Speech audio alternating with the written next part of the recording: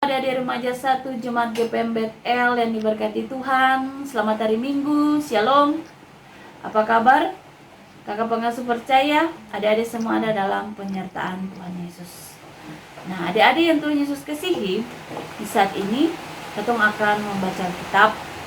Namun sebelum kita membaca kitab, mari kita mohon tuntunan Roh Kudus. Kita berdoa. Bapa di sorga, di saat ini kami akan membaca kitab yang berisi tentang kebenaran Tuhan.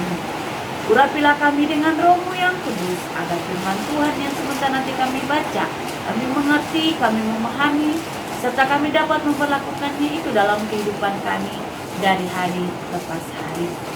Berfirmanlah Tuhan, karena sekarang kami siap untuk mendengar firman-Nya. Amin. Adik-adik yang Tuhan Yesus kasihi, pembacaan Alkitab di saat ini terambil dari Injil Matius pasal 28 ayatnya yang ke-19. Injil Matius 28 ayatnya yang ke-19. Di bawah perikop, perintah untuk memberitakan Injil. Karena itu, pergilah, jadikanlah semua bangsa muridku, dan baptislah mereka dalam nama Bapa dan Anak dan Roh Kudus. Sampai sekian jauh pembacaan firman di saat ini. Berbahagialah bagi kita semua yang mendengar serta dapat memperlakukannya itu dalam kehidupan kita dari hari lepas hari. Adik-adik yang Tuhan Yesus kasihi, kalau di minggu kemarin kakak pengasuh boleh menjelaskan tentang jabatan-jabatan gereja. Nah, saat ini kakak pengasuh akan menjelaskan tentang pemberitaan firman.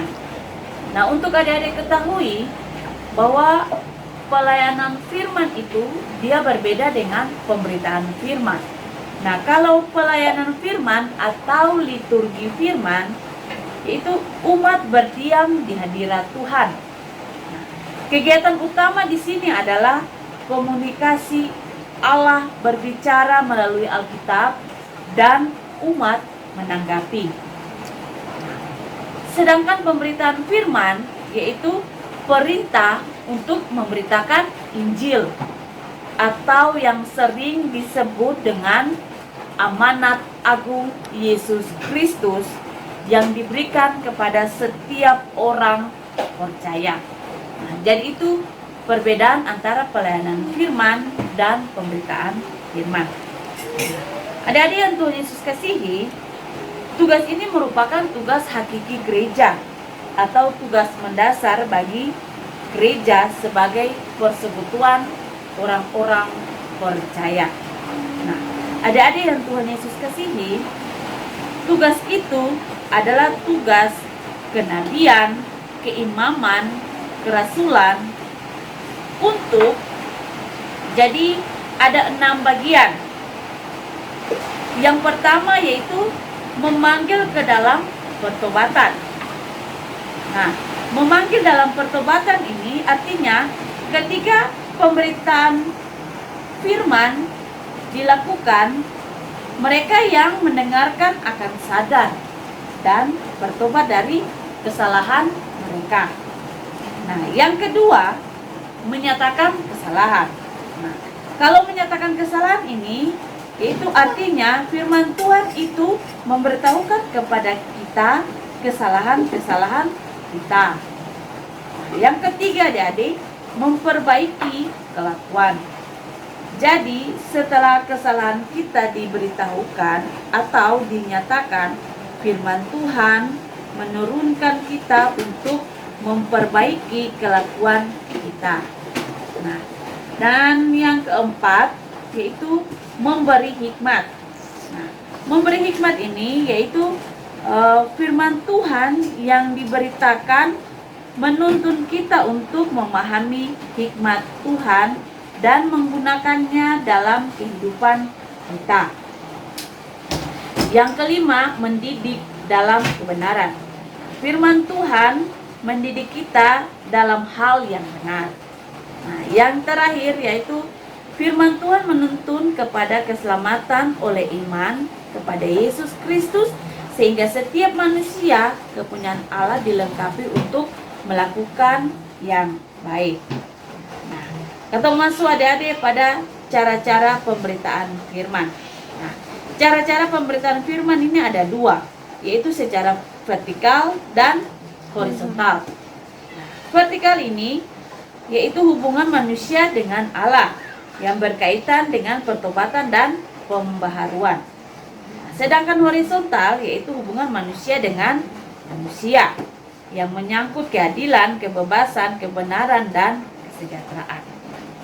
Kemudian adik-adik, pemberitaan firman dapat dilakukan dalam berbagai cara dan metode. Antara lain yaitu secara verbal dan non-verbal. Nah, kalau secara verbal yaitu melalui kata-kata, khotbah, nasihat, bimbingan, didikan, bahkan juga teguran. Sedangkan non-verbal yaitu melalui aksi nyata, sikap dan perilaku, perbuatan, pelayanan tangan, bahkan juga pelayanan kasih. Nah, adik-adik yang Tuhan Yesus kasihi, di saat ini kakak pengasuh mau menjelaskan juga tentang pengertian sakramen. Nah, kata sakramen berasal dari kata sacramentum, yang secara umum diartikan sebagai tanda lahiria yang nampak dan ditetapkan oleh Kristus untuk menyatakan dan menjanjikan berkat rohani. Nah, di sini adik-adik ada jenis-jenis sakramen. Jenis-jenis sakramen bagi orang Kristen, terutama warga Gereja Protestan Maluku, ada dua sakramen, yaitu sakramen baptisan kudus dan sakramen perjamuan kudus.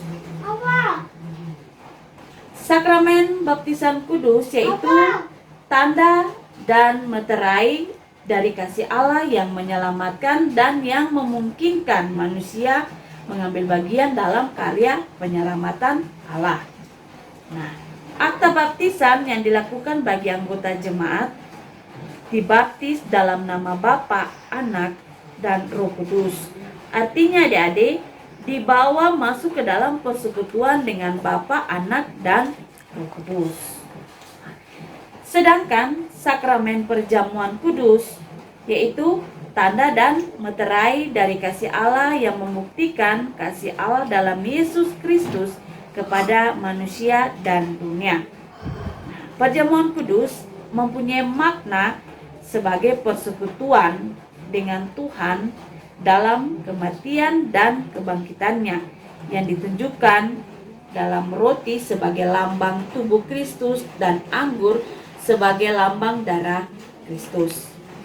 Nah, adik-adik yang Tuhan Yesus kasihi, perjamuan kudus didahului dengan ibadah persiapan atau disebut dengan perhaliran, di mana setiap anggota di gereja menyatakan pengakuan akan kesediaannya kepada Allah di dalam Yesus Kristus untuk turut serta mengambil bagian dalam perjamuan kudus yang akan dilakukan pada hari Minggu berikutnya dan juga Jumat Agung, sehingga mereka wajib mengikuti ibadah tersebut. Ibadah perjamuan kudus hanya diikuti oleh mereka yang telah diteguhkan sebagai anggota sidi gereja. Nah, adik-adik yang Tuhan Yesus kasihi, itu yang dapat kakak pengasuh berikan kepada adik-adik tentang pemberitaan firman. Demikian ketong punya materi di saat ini, kiranya menjadi bekal bagi adik-adik. Adik-adik dulu dapat mengerti dan memahami. Ketong masuk dalam doa syukur. Mari ketong lipat tangan, tutup mata, lalu ketong berdoa. Bapa dalam kerajaan sorga, kami bersyukur dan berterima kasih. Tuhan Yesus sungguh baik dalam kehidupan kami. Kami boleh mengambil bagian dalam ibadah minggu di rumah-rumah kami masing-masing. Bahkan juga kami boleh mengambil bagian dalam ibadah sekolah minggu di rumah-rumah kami masing-masing. Berkati kami Tuhan selaku para pengasuh yang sudah memberikan materi kepada anak-anak ini. Biarlah mereka sanggup mengerti, memahami, dan menjadi bekal dalam kehidupan mereka. Orang tua daripada anak-anak asuhan kami, bahkan juga kami selaku para pengasuh, kami turut mendoakan biarlah kami semua diberkati dan dilindungi dalam penyertaan Tuhan Yesus. Mengakhiri doa ini Tuhan, kami mohon tuntunan kuasa Roh Kudus, Tuhan Yesus berkenan memberkati kami semua.